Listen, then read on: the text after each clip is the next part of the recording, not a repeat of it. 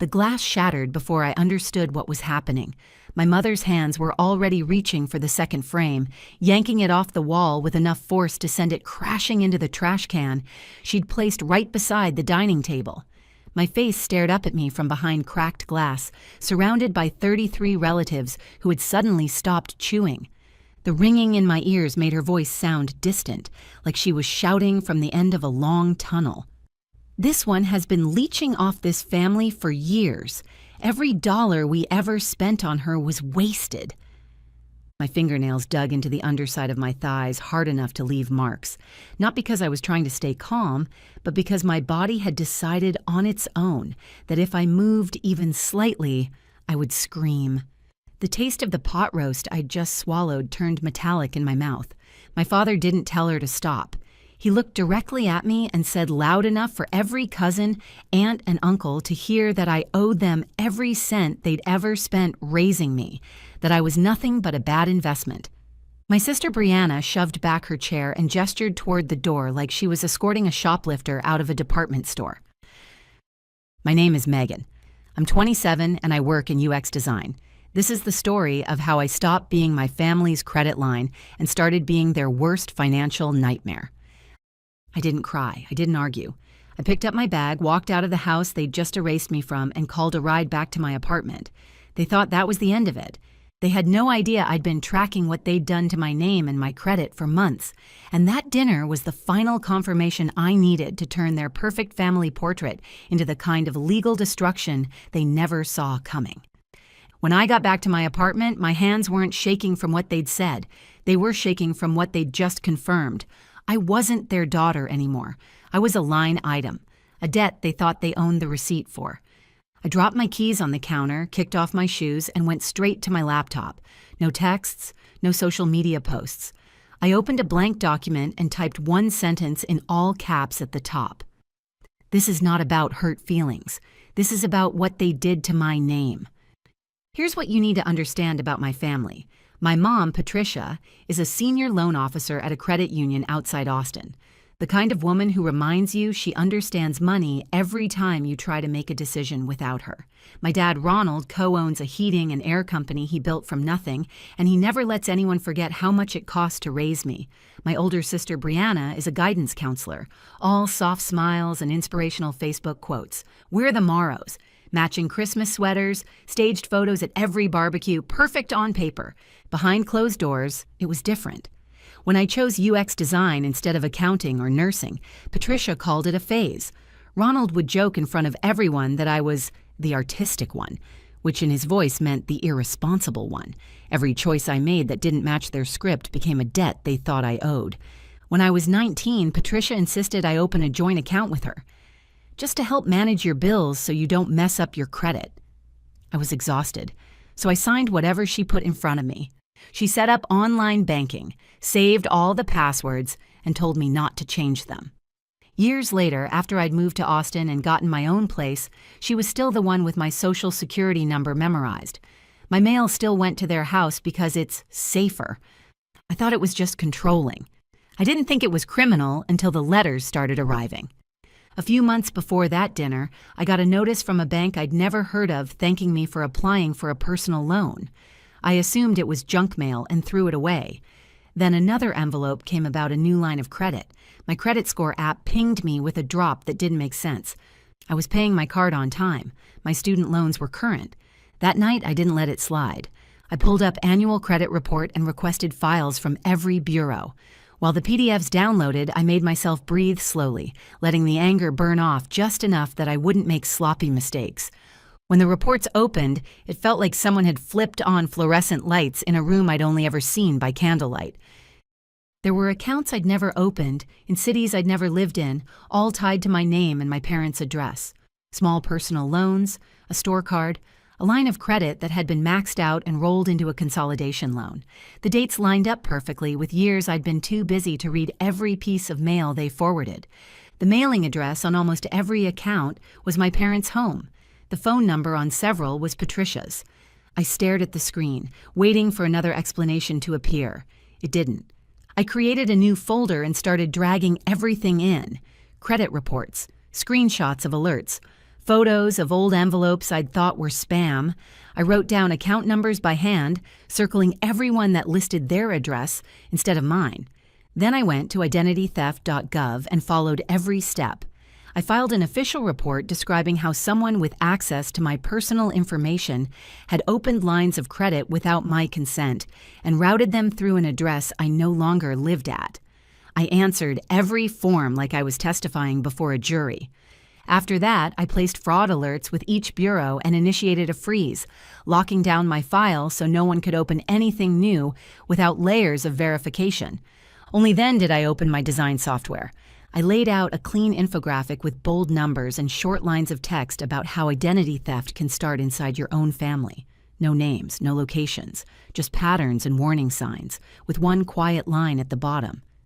This happened to me. They thought keeping everything in the dark would protect them. I was done leaving anything in the dark. The next morning, my phone looked like it had been in a car accident. Missed calls stacked on top of each other. My dad started around 5 a.m., call after call. Brianna joined by 7 a.m., 20 missed calls and messages about how I'd embarrassed everyone. By 10 a.m., Patricia was texting paragraphs that started with, "We need to talk calmly," and ended with, "Please pick up just once." I didn't open anything. I just photographed the notifications one by one and saved them to the same folder as the credit reports. Receipts, patterns, proof that they only reached for me when they needed something or when they realized they'd pushed too far. I uploaded the infographic to an anonymous account on a personal finance subreddit.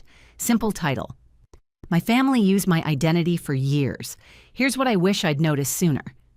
Then I posted a toned-down version on LinkedIn, framed as educational content about red flags.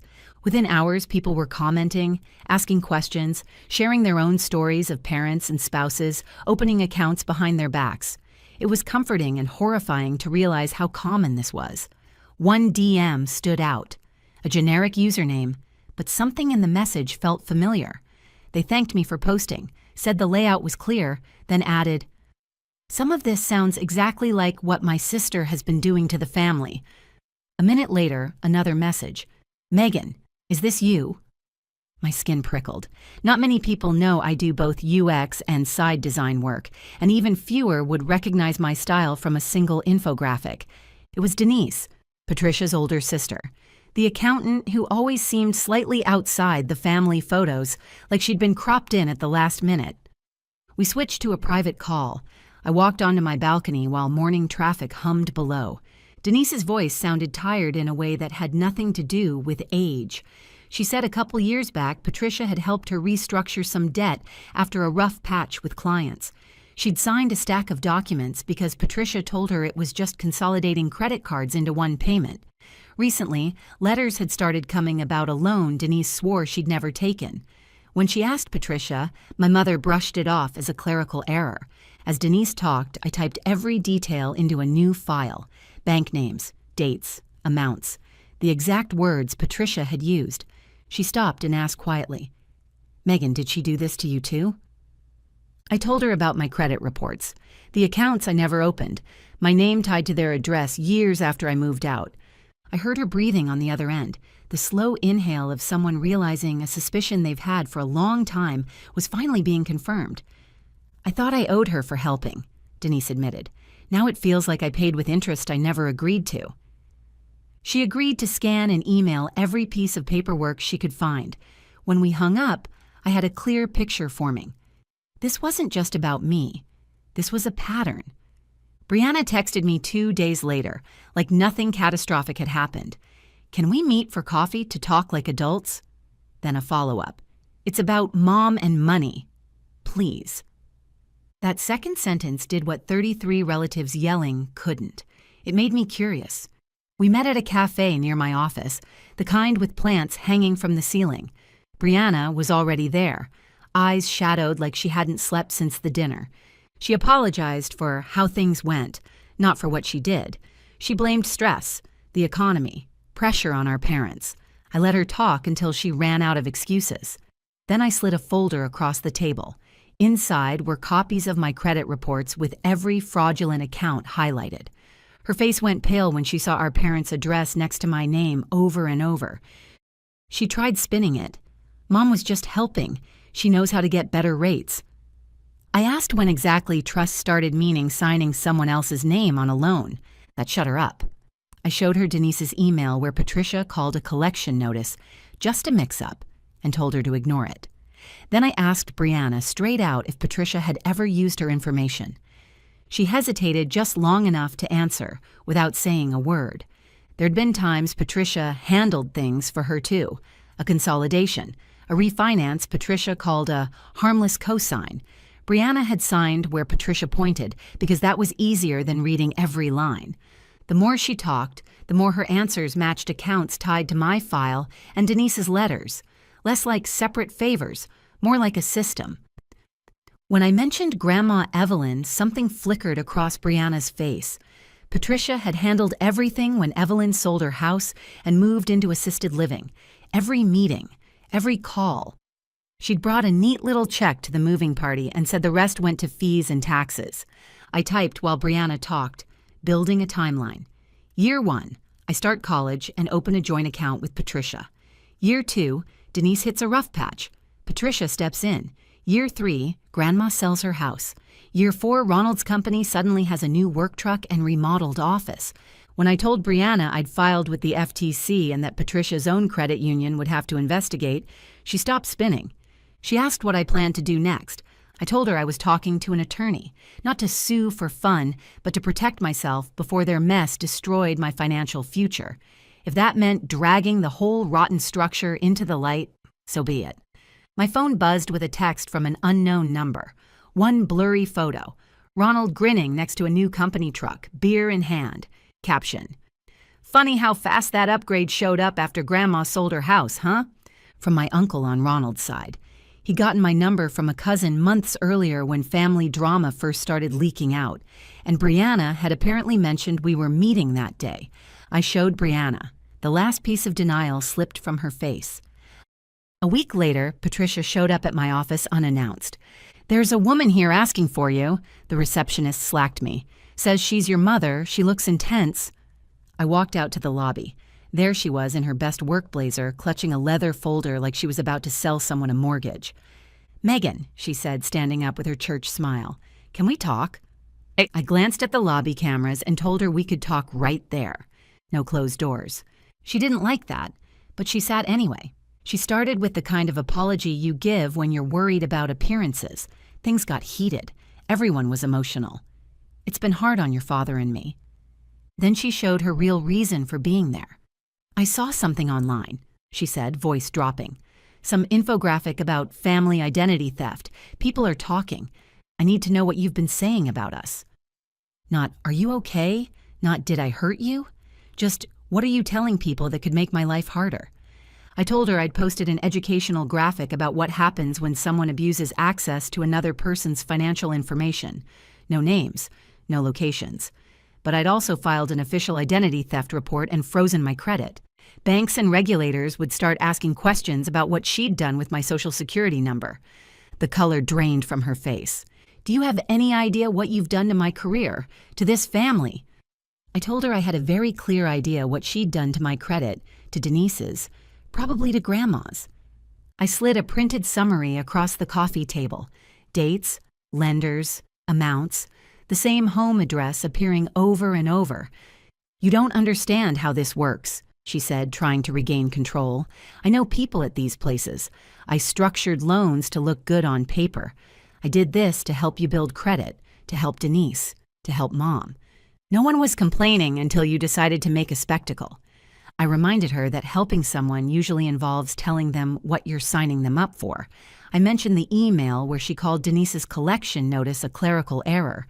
Her eyes flashed. For a moment, I thought she might yell. Instead, she leaned forward and lowered her voice, which was somehow worse. "You are my daughter. We don't take each other to court. We don't drag family business in front of strangers. You want your credit fixed? I'll fix it. I'll make some calls. But you need to stop whatever you've started. Take down your posts. Tell whoever you've talked to it was a misunderstanding." Behind her, my boss Derek had stepped out of a meeting room and was pretending to check his phone. I looked my mother in the eye. No. I wasn't deleting anything. I I wasn't calling this a misunderstanding. I wasn't helping her keep it buried because she was afraid for her job title. She stood fast enough to knock the folder against the table. "You're making a mistake. When this comes back on you, don't come running to me." She walked out without looking at Derek, heels clicking like a metronome. He walked over afterward and asked if I was okay. I gave him the short version, just enough to explain there might be uncomfortable calls coming to the office.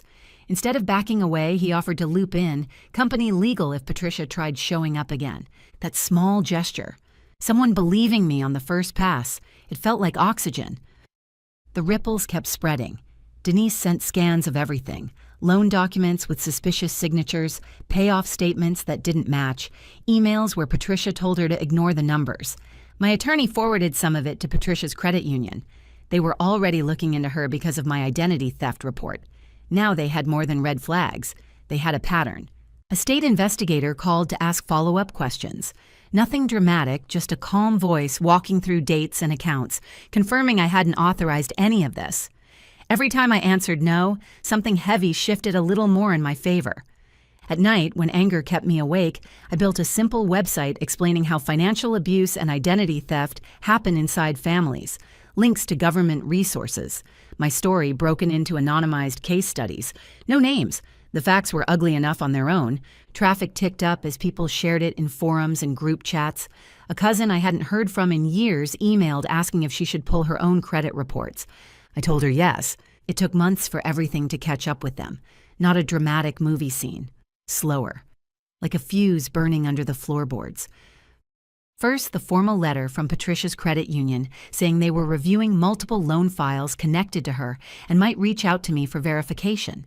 A week later, state regulators requested permission to use my complaint in a broader investigation. I signed every form. I wanted every flashlight possible pointed at what they'd been doing. Denise went in for her interview first. 2 compliance officers and a lawyer walked her through every favor Patricia had done in the past 5 years. They showed her documents with signatures that didn't look like hers and asked if she'd given Patricia permission to sign for her. Number. Had she received the full amounts those loans said she had? Number.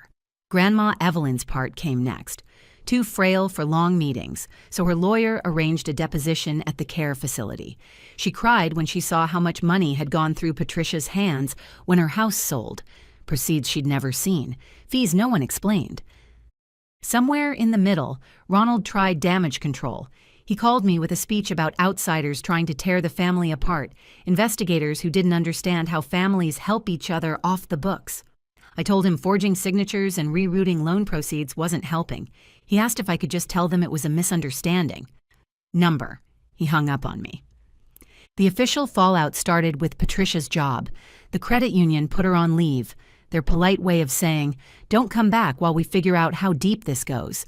Co-workers she'd known for 20 years suddenly audited loans she'd processed. A lot had familiar last names. Then came the civil case. Denise and Grandma Evelyn's lawyer filed suit against both my parents, arguing they'd benefited from money obtained through fraud. My name was in the filings too, a victim of identity theft. My attorney asked if I wanted to be there for the first hearing. I said no. I didn't need to watch Patricia pretend she didn't recognize her own handwriting. Brianna went. She texted me afterwards saying she'd never seen Mom look so small. Their defense was what I expected. Family arrangements. Verbal promises. Helping relatives through tough times. But every time they tried to frame it as accidents, there were numbers that didn't match. Signatures that looked wrong. Timelines too convenient. Money flowed in right when the business needed a boost, right when they wanted a new truck or house renovations, right after another relative signed something they didn't understand. The investigators didn't care about holiday photos or church attendance. They cared about documentation, the way Patricia's login appeared on loan files tied to relatives, notes in the system mentioning strong relationship with borrower, while those same borrowers sat across from them saying, "I didn't agree to any of this." The credit union fired Patricia for violating multiple internal policies and reported her to the state. Her license was permanently revoked. All those years of bragging about understanding money ended with her escorted out of a building she'd treated like her second home. On the civil side, my parents settled before it got worse. They agreed to repay what should have gone to Denise and Grandma, plus damages. Every loan opened in my name was unwound and removed. They settled not because they found a conscience, but because their lawyer explained fighting would open them up to criminal charges. The district attorney's office reviewed the case, but declined to file charges, citing the civil settlement and full restitution as sufficient resolution. They didn't have the cash to cover it, so they did what people like them swore they'd never have to do. They sold the house in the suburbs, the one with the wall of family photos that no longer included me. They sold the truck Ronald loved posing with.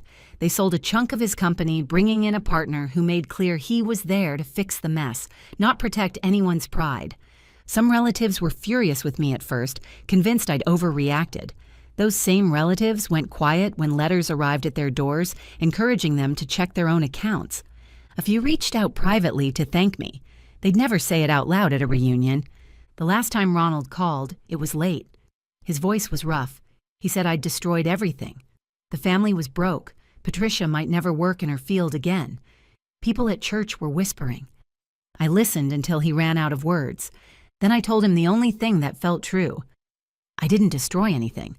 I just stopped covering for what you've been doing for years. The hole you're standing in is one you dug yourselves. I finally stepped out of it. He went quiet. When he spoke again, his voice was smaller. I never thought it would go this far. I told him it had gone this far the first time Patricia signed someone else's name on a loan. The only difference now was someone finally turned on the lights. More months passed. My parents moved from the big suburban house into a cramped rental on the edge of town, the kind of place you drive past without seeing. The yard Ronald used to obsess over was gone. The wall of framed photos had been boxed up. Patricia tried keeping up appearances, wearing the same blazer to interviews, but terminated after internal investigation, doesn't look great on a background check for financial jobs. She picked up part-time work wherever she could. Ronald kept a share of the company, but it wasn't really his anymore. The new partner came in with spreadsheets, not handshakes. Ronald hated answering to someone, hated having to justify every expense, hated people whispering about why he needed to sell off assets. For the first time in my life, the consequences landed on them instead of on the people they leaned on. Brianna transferred to a different school district after rumors about our parents spread. She sent me a long text saying she was angry and embarrassed and tired of feeling like she had to choose between being loyal and being honest. I told her I didn't need her to pick a side. I just needed her to stop pretending what happened was normal. We're not suddenly best friends, but there's less static and more quiet honesty. Denise and I talk more now than we ever did growing up. She sends pictures of her dog and updates about Grandma Evelyn, who's doing physical therapy and managing her own money for the first time. Grandma wrote me a shaky letter thanking me for not letting them make you small. She said she wished she'd spoken up sooner in her own life. I keep that letter in the same folder as all the ugly documents, a reminder that not everything from this was destruction. Some of it was correction. My life didn't turn into a montage. I still pay rent, still answer to a boss, still fight my own anxiety some nights. But my credit reports are clean. The fraudulent accounts are gone. The freeze stays in place, this time by my choice. I got a raise at work not because of what happened with my family, but because I showed up and refused to let their chaos drown me. The website I built started getting more traffic than I expected. People email me to say my case study helped them stop a parent from opening a loan in their name or gave them the language to talk to a spouse about money. I wish I could tell you there was a neat ending where my parents apologized, meant it, and we all had some awkward but healing holiday dinner. That's not what happened. They're still angry. They still talk about me like I burned the house down instead of pointing out it was full of leaking gas. Maybe that will never change. What changed is me. I don't measure my worth in how much approval I can squeeze from people who only see me as collateral. I don't hand over my passwords, my signature, or my peace of mind just because someone shares my last name. If there's any lesson in this, it's that love and loyalty don't mean letting people use you as an asset for their bad decisions. You can care about your family and still protect yourself from them. You can be hurt and still choose to walk through the front door of the law instead of sneaking around in the dark. And if you have even the smallest feeling that something about your finances doesn't add up, you're not paranoid for checking. Pull your reports. Ask hard questions. Write things down.